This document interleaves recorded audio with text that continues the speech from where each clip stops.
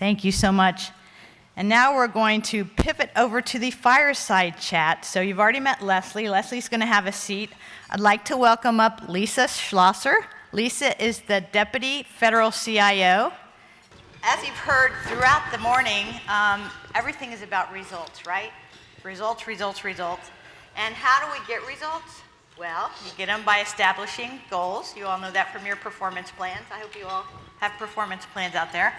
And so something that was released last week that we're going to chat a little bit about are the agency priority goals and the cross-agency priority goals. We call them the CAP goals, so you'll hear me refer to that several times.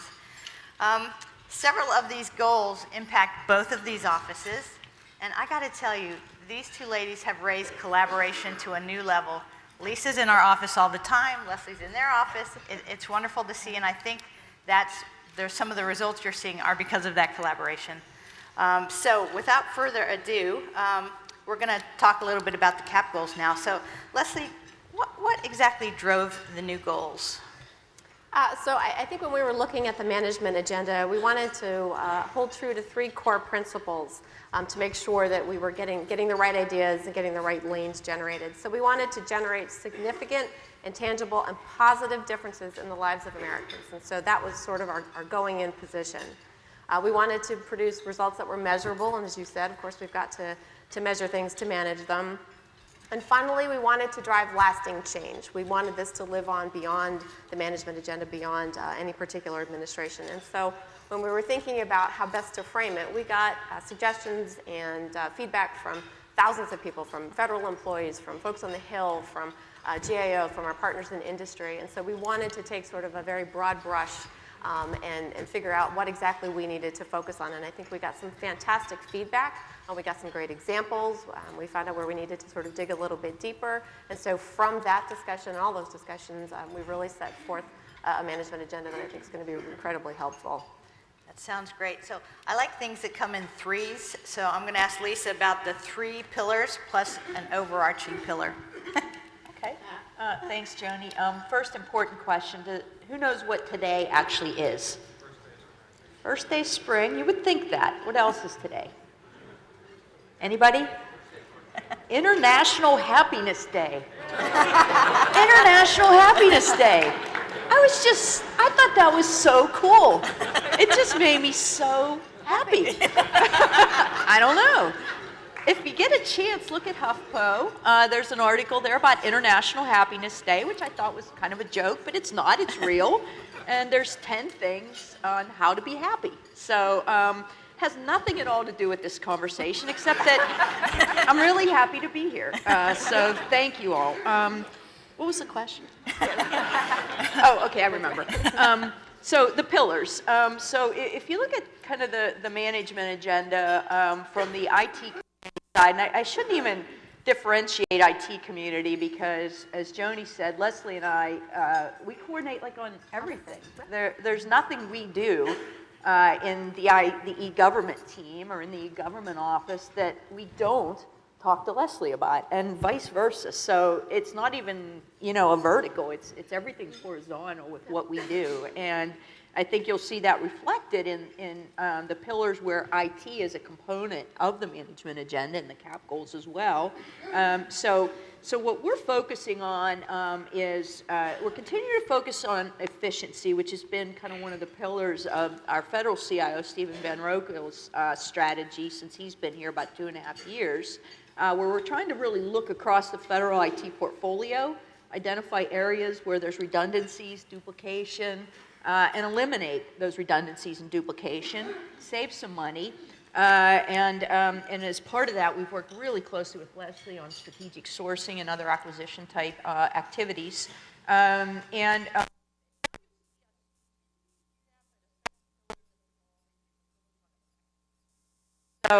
how effective are we in delivering information technology across the government? Do we have customers with a high degree of satisfaction, both internal to the government as well as our external stakeholders? Are they happy with our technology, with the technology services that we're delivering? And if not, how do we improve those things? So you'll see a little bit more of a focus on that pillar this year. Economic growth. Where can we use technology, and particularly the concepts of open data, to help drive economic growth? When we open government data, we see private sector companies take that data, create mobile applications, create new opportunities. Look at Zillow, look at the Weather Service, look at satellite data. All that came from the government opening up data, which economic growth is the other pillar. Kind of underlying all that are two other things. One is a continued focus on people and culture. You know, how do we continue to bring the best people in? How do we work with the best companies? How do we build a culture where we can innovate, bring in some of these great new technology practices, and continue to put new and innovative things that help us all deliver our mission? The other component is cyber. There's a cyber cap goal we've been working on. There's really a lot of neat stuff that's happening in the cyber arena. How many people in this room are familiar with the big procurement that DHS put out around continuous diagnostics and monitoring? Please, if you didn't raise your hand, please learn about that procurement. It has, I think, something like a $6 billion ceiling. It's to purchase equipment for monitoring, protecting our systems to confront the current threats. Really big deal. We worked closely with DHS, GSA, a lot of procurement and acquisition officials across the government. So please learn about that, and I'll talk more about it in another question. Yeah, so Michael Smith did mention it on an earlier panel. Right. Yeah, you all heard Katrina McFarland talk a lot about the workforce, so that's a constant theme throughout the government. So I don't know about you all, but I'm having a little bit of deja vu, you know, goals, results, all that stuff. Lisa, can you share with us what's different about this particular set of goals? I think that probably there's a couple of different things. You know, as I mentioned, we focused in the past really on you know, efficiency, right? So, you know, how do we get efficiencies in the way we procure? How do we get efficiencies in the way we deliver information technology? Why we really, if you sum it up, how do we get efficiencies in buying, building, and deploying technology? So, you know, buying using modular concepts, buying using strategic sourcing, building using things like agile and modular development, you know, deploying using kind of web-based technologies. So I think what you'll see more this year is the focus again on effectiveness. So how is our mission really being impacted by the policies we're putting out, by the new practices that we're adopting, by the efficiencies that we're gaining in buying, building, and deploying technology. So I would say that's probably the biggest difference and the biggest change and the biggest evolution you'll see in the strategy and in the goals. That sounds great. So let's drill down a little bit into some of those CAP goals. And if you haven't seen them, you can find them on performance.gov. So we're going to start with Lesley with strategic sourcing. You've heard about it for the last few years. And our former administrator, Joe, hi Joe, helped us to really push it further. But Lesley, can you talk about what we're going to be doing in the future with that? Sure. So as you said, you know, we've talked a lot about goals and measurement and management, and so we'd like to build on the success that we've had in strategic sourcing over the last few years and take it to the next level. So we set up the SSLC, the Strategic Sourcing Leadership Council, and we're working with the largest agencies, those that are responsible for about 90% of the spend, to figure out where we can take it a step further. And so we've got about 20 commodity teams that are looking at everything from IT hardware to software. We're working with our partners at GSA, the Library of Congress, to look at information systems, looking at supplies, sort of looking at everything that we buy commonly and trying to figure out a better way to do it. And so historically, we have focused on standing up a new vehicle, a new sourcing event. And to some extent, we've done that with office supplies, we've done that with domestic delivery, we've done it with a few other commodities. And so that is one solution. What we're finding is that when you take like the smartest people in the room about a particular commodity and you get them talking and you give them some things to focus on, you really come up with some much better practices. And so we're looking at maybe another way of doing strategic sourcing, which is sort of commodity management among a couple of big contracts, whether they're interagency contracts, whether they're enterprise-wide contracts, but getting just a handful of those that are working really well, getting the right folks in the room, getting the terms and conditions outlined so that folks are kind of driving towards more standard terms and conditions, getting the pricing more visible. I mean, it's one thing I think that's sort of surprising is that the prices paid for a lot of what we buy is not readily available. FPDS provides some information, but it doesn't provide sort of the granular information that you as a contracting officer would need in order to do a good negotiation or to make a good, do good market research and figure out whether you're getting a good deal. That's incredibly valuable information, but it exists in like lots and lots of different systems. And so we're standing up I think we're in beta 2 of the prices paid portal. And so we want to take that to the next step so that we get lots more information and it's made more widely available.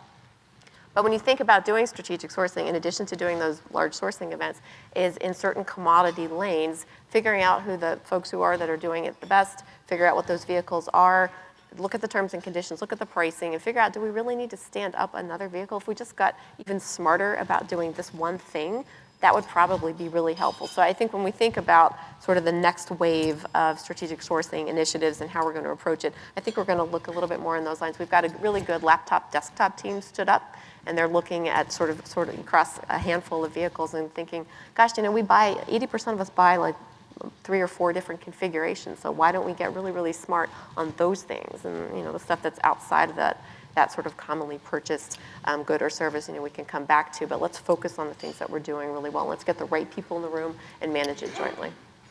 That's exciting. And I always, since I came from an agencies, I like to tie what we're doing back to the agencies. And I'm kind of ashamed to admit this, but when I was at the agencies, I used to think, oh, I can't use the strategic sourcing vehicles because we're special, right? That's the thinking. That's the old way of thinking. So if you're thinking that, change your mind right now.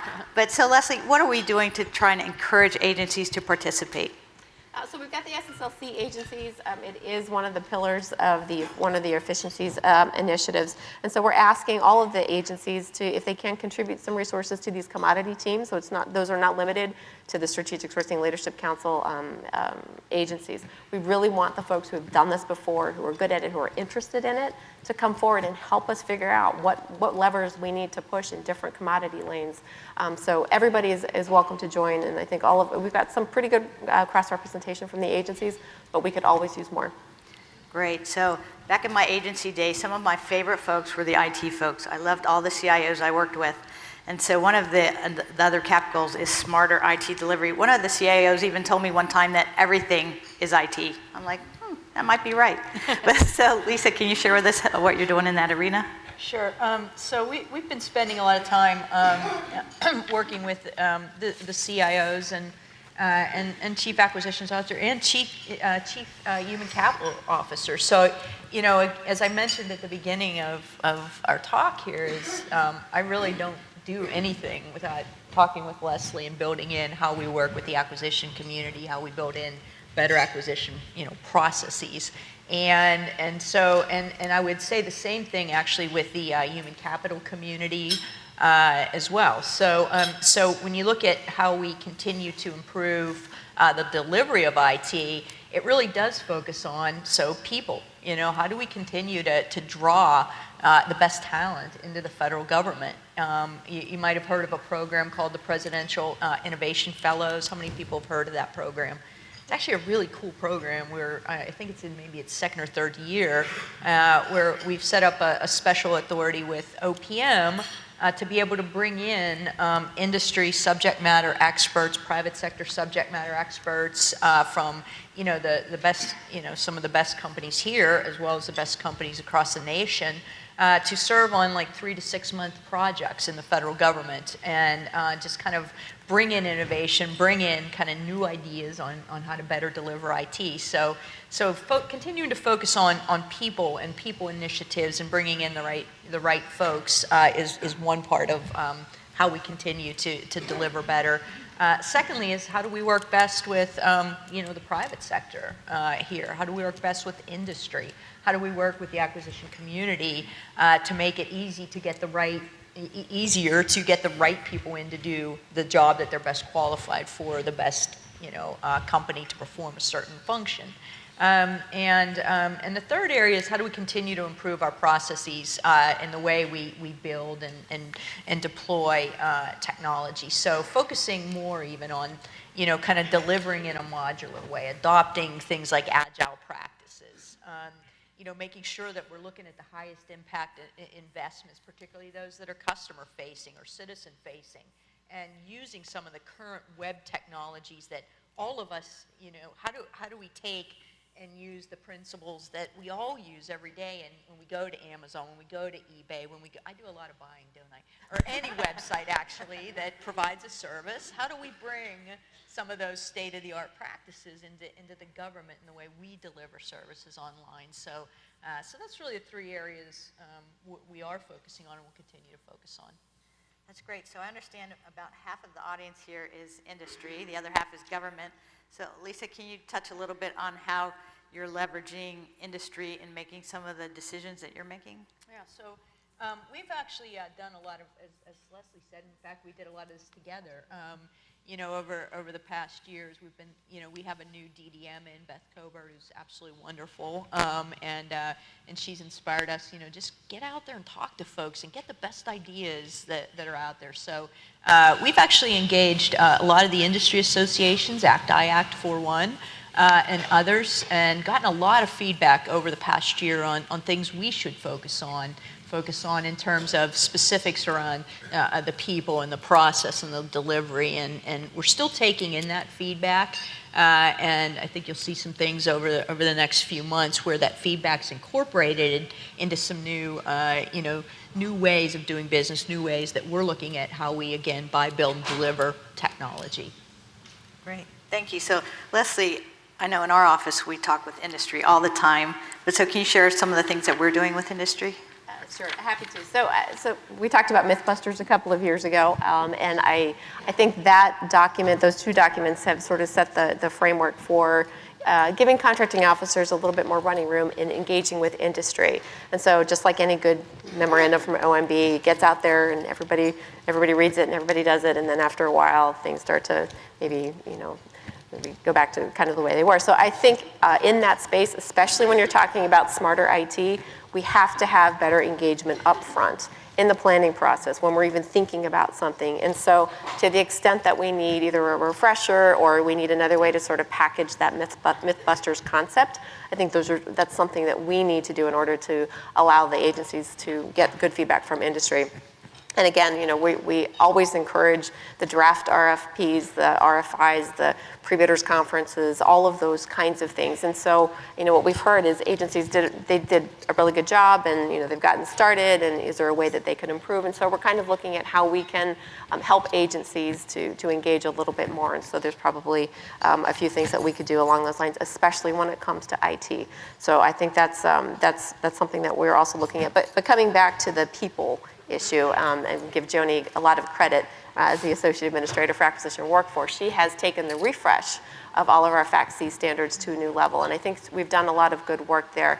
When we sort of got organized 10 years ago, it was the first time the civilian agencies had required training and development sort of path forward. And so doing the refresh this time, we took a special look at IT, and we said, well, is there a way to do sort of a core plus? Everything's getting very complicated. There are lots of requirements, and perhaps IT is a very special area where folks need to have additional training and additional development.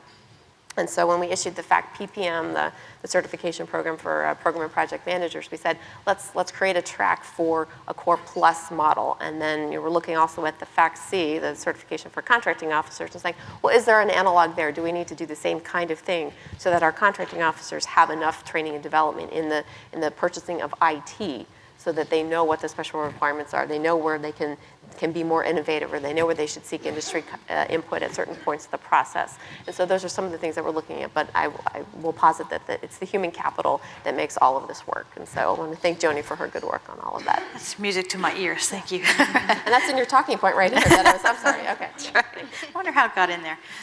So talking to you frontline contracting folks and the program folks, we're talking about industry engagement, vendor engagement. We're encouraging you, you don't have to go out there and do all of these, use all of these tools in a procurement, have a pre-proposal conference, one-on-ones, all that stuff. Just go try one little thing in your next procurement, one little thing to start with. You'll see what a big difference it makes, and you'll want to try more. But hopefully you'll get some good tips on how to do that for the rest of the conference today. So the last CAP goal that we're going to talk about a little bit is shared services. So Lisa, can you share some of that with us? So yeah, so again, we've talked about how the government delivers services, and we know we need to continue to aggressively reform the way we deliver services internally as well. So you'll see in the president's 2015 budget, we want to expand the use of shared services, and probably the area where you'll see us focusing the most on is in financial services. We recently put out, and again, I mentioned the Chico community working with the IT community and the acquisition community, also the financial management community, and at OMB, our other counterparts, we do a lot of collaborating, mostly over happy hour. But I let it out, didn't I? So no, we actually work real closely. And the other area, in shared services is the financial services. Really looking at ways where we have, core common processes within specifically financial management, how we can set those up as shared services, have agencies adopt those practices rather than to continue to build new systems, different systems that really are supporting similar business processes. We recognize that some agencies may have some percentage of processes that may be a little different than others, but the common core financial processes are really the same and the requirements are the same. So I think that's what you'll see us really focusing on in the upcoming year in terms of shared services. So I did want to mention that. Great, that's fantastic. So you're seeing the collaboration at this level, and you can tell it goes on all the time. You see what a good relationship these two have. But so what is your advice to the folks out in the audience, the frontline contracting officer, the frontline IT program manager? How can they affect better collaboration to get the better outcomes? Any advice? Communicate. So, I think they have to identify, maybe a handful of IT folks in their agencies that they can start to talk to, start a dialogue with, and then bring solutions to the table. Like, here's a way we can get this information. We don't know how to do this. This agency hasn't done it before. I have a friend at HUD who's done it, or I have a friend at EPA who's done this. So let's get some other folks from other agencies involved in the process. When we think about doing everything, we always sort of look internally. I think it would be incredibly helpful if we as a community, and the CIO community and the CAO community, started to reach out to their friends in other agencies and said, have you done this before? What are the pitfalls? What are the challenges? What are the opportunities? Sometimes I think that communication doesn't always get shared. So I think even at the staff level, we've got to start making those colleague connections, those colleague touch points, so that we can find out who's done it before, because I'm guessing that somewhere out there, somebody's had experience with it. And so finding the right people, and I think we can certainly do that at our level, but I think there are ways that we could affect those kinds of communications even more. Great. Lisa? I ditto what Lesley said in terms of communication, and even kind of like how, like we've talked about several times, where we have a really good kind of collaboration process set up within OMB among the different CXO, if you will, community leaders. I'd say in the agency too, and I was a CIO at an agency a few years back now, but just every Monday morning, the CIO, the Chico, the Chief Acquisition Officer, General Counsel, is the General Counsel there? Not General Counsel, but the Chico, the CIO, the Chief Financial Officer, and the Acquisition Officer, down with no agenda and just talk.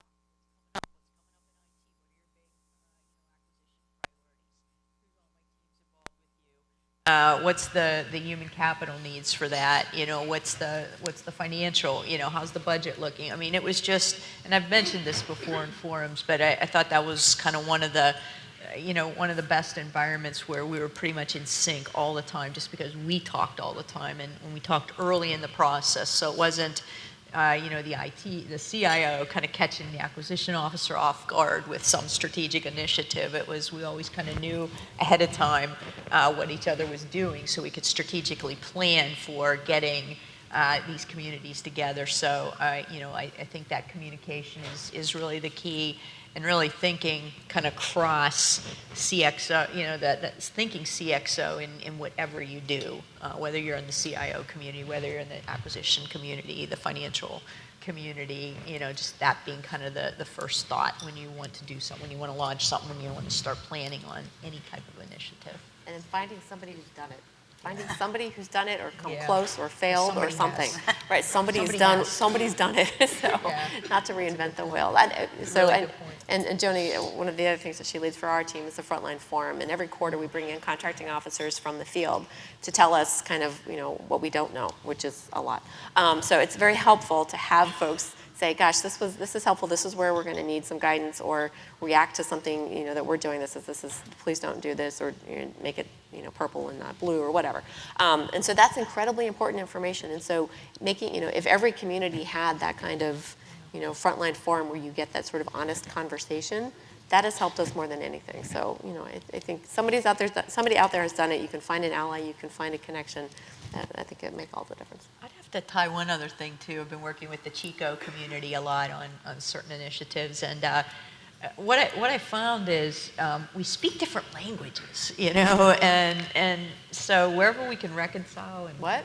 I know exactly. Everybody's like, "What's she talking about?" That CIO person. Yeah. But that's one of the things that again, back to the communication and bringing people in who've done it. It helps you kind of get that language at a common place, so then you can more effectively work together going forward. So just an observation I recently made. Little Google Translate. Exactly. What did it say? What did the Chico say? Oh, okay. Yeah, exactly. That's really helpful. Yeah. Yeah, so if you're out there and you don't know somebody in your budget office, when you get back to the office, just go meet somebody in your budget office or your IT office.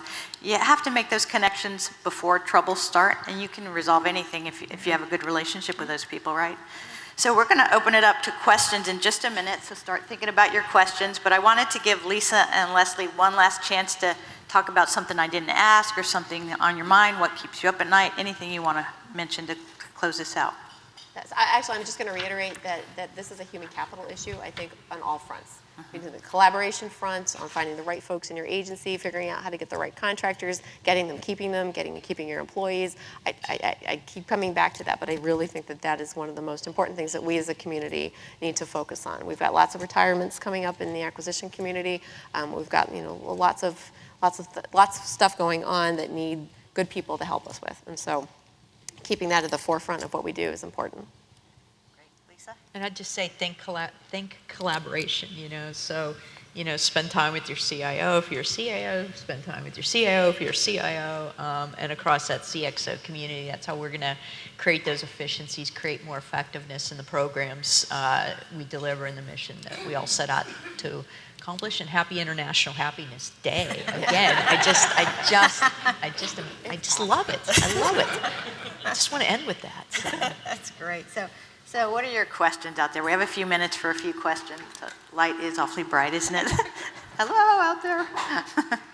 Don't be shy. If you don't ask us questions, we'll ask you questions.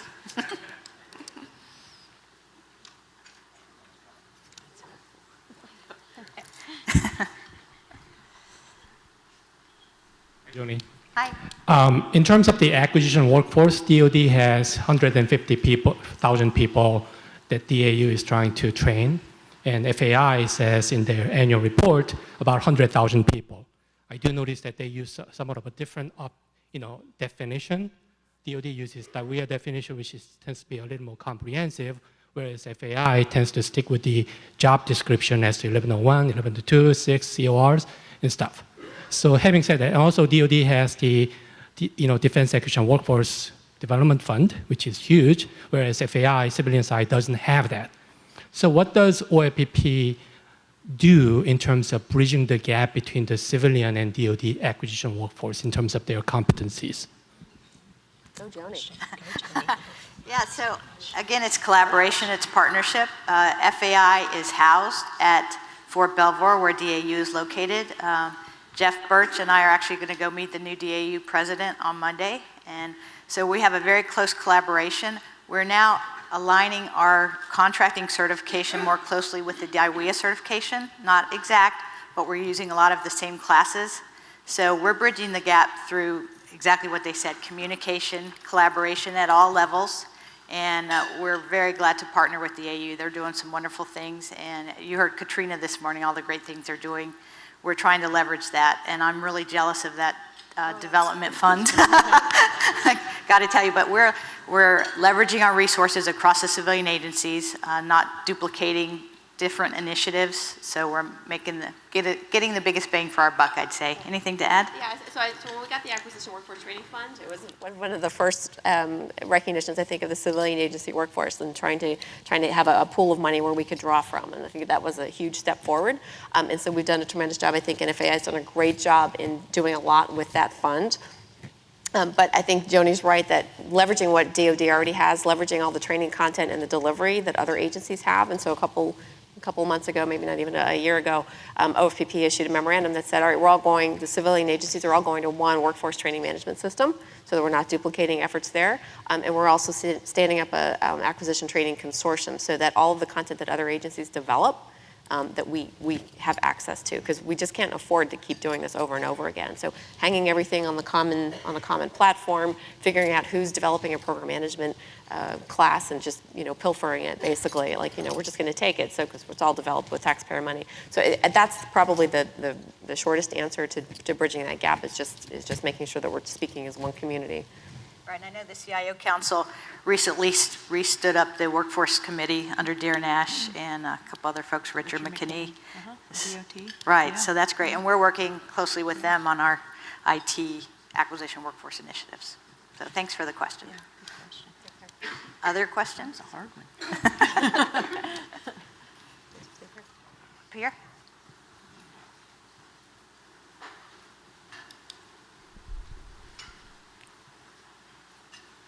Thank you. So according to GAO, 70% of the IT dollars spent are going towards legacy systems sustainment. So what are some of the specific things we can do to break that status quo paradigm and shift how those dollars are being spent more rapidly? I think a couple things. One, we've started a process, and we have the CIOs particularly engaged, but it's really supposed to be kind of a cross-agency, a CXO type initiative called Portfolio Stat, where we actually take data from all the agencies that we collect on a quarterly basis and pull that up and do some intelligence work on it. And so we're actually able to identify across the government where there's opportunities to, kind of combine systems, eliminate duplication, show agency leadership, where they have opportunities to cut costs, to eliminate that duplication, et cetera.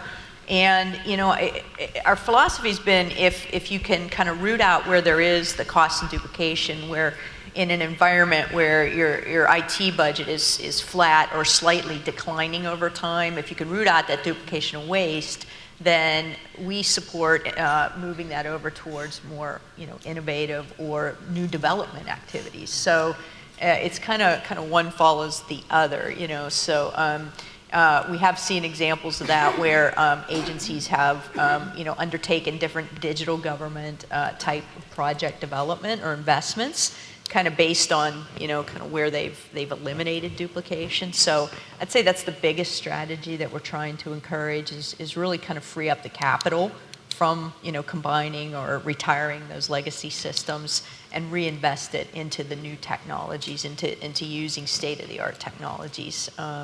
So I would say that's probably the biggest strategy. That is a problem. It's something we all have to, and when you see the statistics, especially during Portfolio Stat, and I'd say the other thing is shared services. It takes a long time. It's a lot. It's not just everybody in this room knows it's not technology change. It's cultural. It starts with cultural change, right? Being willing to kind of give up that control of that system and combine the services with somebody else. So so shared services, though, is kind of the second thing we're looking at there. So that's probably the two ways we're doing it. Great. Other questions? Well, Joanie, Lisa, and Lesley, thank you for being here. Thank you for your comments and for your leadership. When you talk about innovation and delivering innovation, something most CIOs talk about how much they want to do, but there's I think the acquisition officers are unfairly branded as innovation stops here. That they don't help facilitate the delivery of innovation. And if you look back last month, we had a conference or an event on igniting innovation. We had 30 finalists, and every one of these finalists brought together the program office, the IT office, the acquisition office with industry and delivered some incredible success stories. So Lesley, you were talking about look for places for people who have done it. Maybe you want to go back to those people who just did this. EPA, who did House My Waterway, CBP, who did the Irish procurement pilot. They did some pretty cool things. And maybe someday, Lesley gives you a recipe for how do acquisition offices facilitate the delivery of innovation. And I think the key is collaboration. But if you listen to their stories, how they got it done, and frankly maneuvered through their agency departments, it's some pretty cool stories what they did. Just a suggestion. Yeah, and I do think that telling those stories is one of the most important things that we can do. So the FAR is like giant, right? And so people get a little bit turned off, and I think there's a lot of flexibility in the FAR. You have to be able to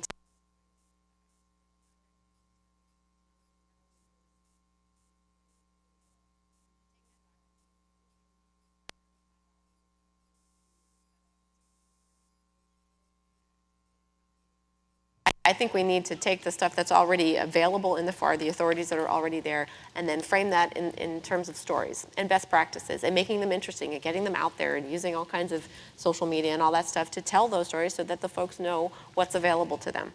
Because just as you said, they did all of that within the constraints that we've got. So yeah, important. Thank you.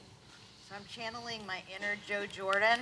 So if the FAR doesn't say you can't do it and it makes good business sense, you can do it. So try something new.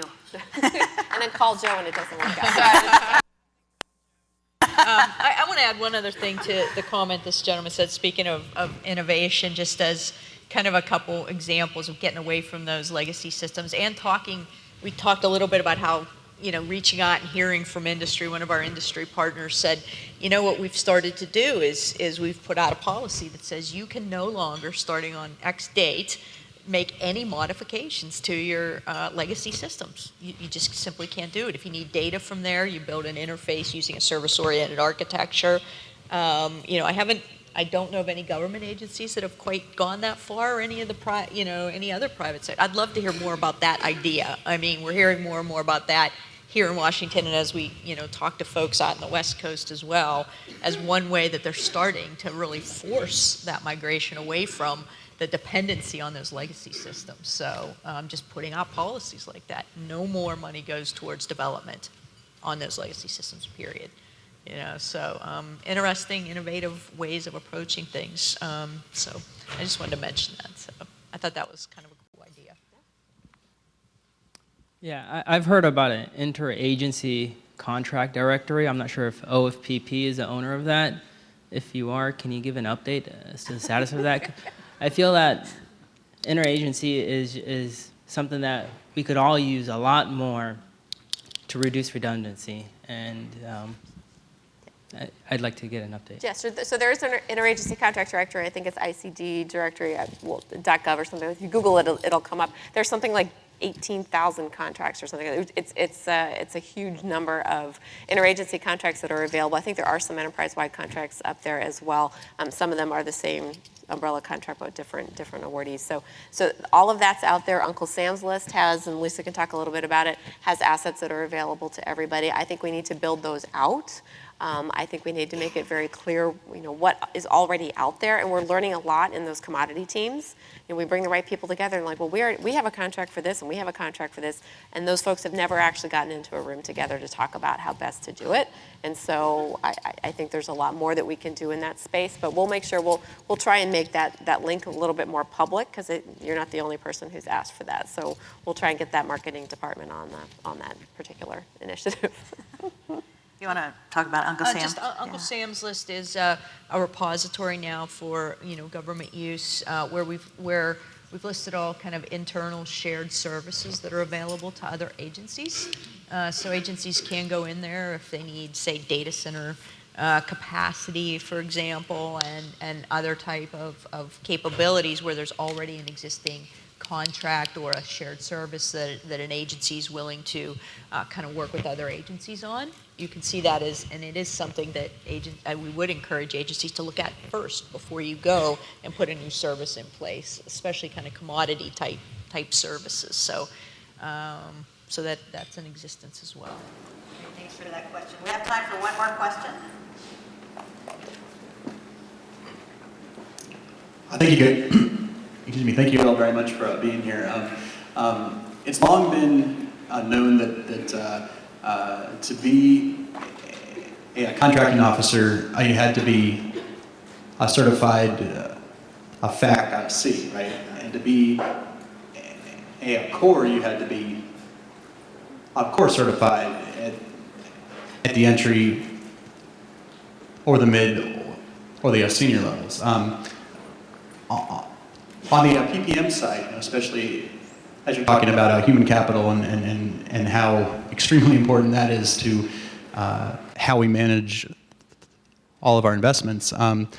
In the new policy, it says that the entry and the mid-level also has to be certified now on the PM side. Is that the expectation then that eventually it will be that same kind of thing as it has been on the cores and the COs, that everybody in the program management workforce is going to have that certification?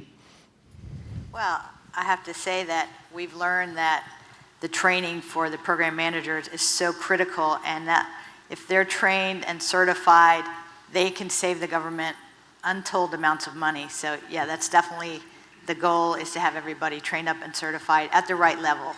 So, and we leave that up to the agency. We don't prescribe that. So thank you very much for your time. Lisa and Lesley, we know you're so busy, and we're so appreciative of you coming to speak to the group. You gave us some really great insight. So thank you so much. Thank you.